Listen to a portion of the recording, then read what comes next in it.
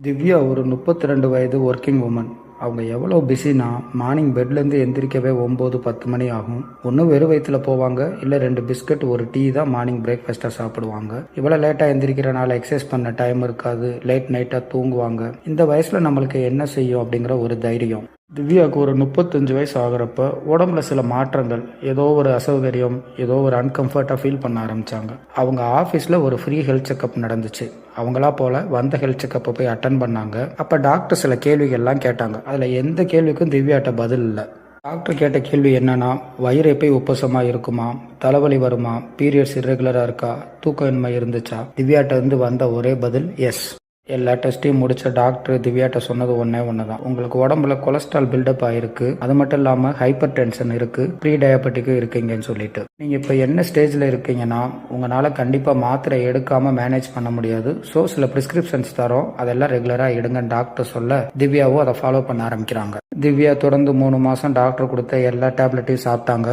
But திவ்யாவோட routines எதையுமே அவங்க மாற்றிக்கல. Tablet சரி செய்யும்னு நினச்சிட்டு டேப்லெட் மட்டும் எடுத்துக்கிட்டு இருந்தாங்க. மறுபடியும் அதே டாக்டரை கன்சல்ட் பண்ணப்போ எந்த சேஞ்சஸும் இல்லை, நீங்கள் தொடர்ந்து எடுங்க அப்படின்னு மட்டும்தான் டாக்டர் சொல்லியிருக்காங்க. ஒரு சண்டே வீட்டில் திவ்யா ஃப்ரீயாக இருக்கும்போது அவங்க பொண்ணு வந்து, நான் டிராயிங் காம்படிஷனில் ஃபர்ஸ்ட் ப்ரைஸ் வாங்கினேன், அதை பாருங்கன்னு சொல்லி காட்டுறாங்க. திவ்யாவும் இன்ட்ரெஸ்ட்டாக அந்த டிராயிங் எடுத்து பார்க்கும்போது அதில் ஒரு சின்ன வாசகம், எங்கள் அம்மா வந்து 100 வயசு வரைக்கும் வாழணும்னு அந்த குழந்தை எழுதிந்ததை பார்த்தோன்னே திவ்யாவுக்கு கண்ட்ரோல் பண்ண முடியாத அழுக வந்துச்சு. அன்னைக்கு தான் திவ்யா அந்த ஃபர்ஸ்ட் ஸ்டெப்பை எடுக்கிறாங்க. அந்த ஃபர்ஸ்ட் ஸ்டெப்புங்கிறது ரொம்ப விகரஸான சேஞ்சஸ் இல்லை, சின்ன சின்ன சேஞ்சஸ். அவங்க பண்ண சேஞ்சஸ் என்னன்னா, டெய்லி காலையில் 10 நிமிஷம் வாக்கிங் போனாங்க, தேவையான அளவு தண்ணீர் குடிச்சாங்க, அவங்க சாப்பிட்ற ஜங்க் ஃபுட்ஸ் எல்லாம் நீக்கிட்டு அதுக்கு பதிலாக ஃப்ரூட்ஸ் வெஜிடபிள்ஸ் எடுக்க ஆரம்பிச்சாங்க, கரெக்ட் டயத்துக்கு தூங்குனாங்க, கரெக்ட் டயத்துக்கு எந்திரிச்சாங்க. இந்த மாதிரி சின்ன சின்ன சேஞ்சஸ் அவங்க உடம்புல பெரிய பெரிய மாற்றத்தை கொடுத்துச்சு. இதெல்லாம் தொடர்ந்து செய்ய ஆரம்பிச்சாங்க, கன்சிஸ்டண்ட்டாக செஞ்சாங்க. செய்ய செய்ய ஒரு ஸ்டேஜில் ஒரு 15 நாளில் அவங்க உடம்பு கொஞ்சம் லைட்டராக ஃபீல் ஆகிற மாதிரி அவங்களுக்கு ஒரு உணர்வு வந்துச்சு. ரொம்ப எனர்ஜெட்டிக்காக இருந்தாங்க. அவங்களோட ஒர்க் பிளேஸில் அவங்களோட மென்டல் ஆட்டிடியூட் எல்லாமே நல்லா சேஞ்ச் ஆச்சு. அவங்களால அந்த டிஃபரன்ஸை ஃபீல் பண்ண முடிஞ்சனே. இதுவும் ஒரு வகை போதை தான் அப்படிங்கிறனால அந்த 15 நாள் பழக்கத்தை அப்படியே ரொட்டீனாக மாற்றினாங்க. இப்படியே 3 மந்த்ஸ் எல்லா நல்ல ஹேபிட் பைலப் ஆக ஒரு நாள் டாக்டரை போய் பார்க்குறாங்க. ஆச்சரியப்பட்ட டாக்டர் என்ன கேட்குறாங்க, என்ன பண்ணீங்க, எப்படி இப்படி சடனான சேஞ்சஸ் வந்துச்சுன்னு கேட்டாங்க.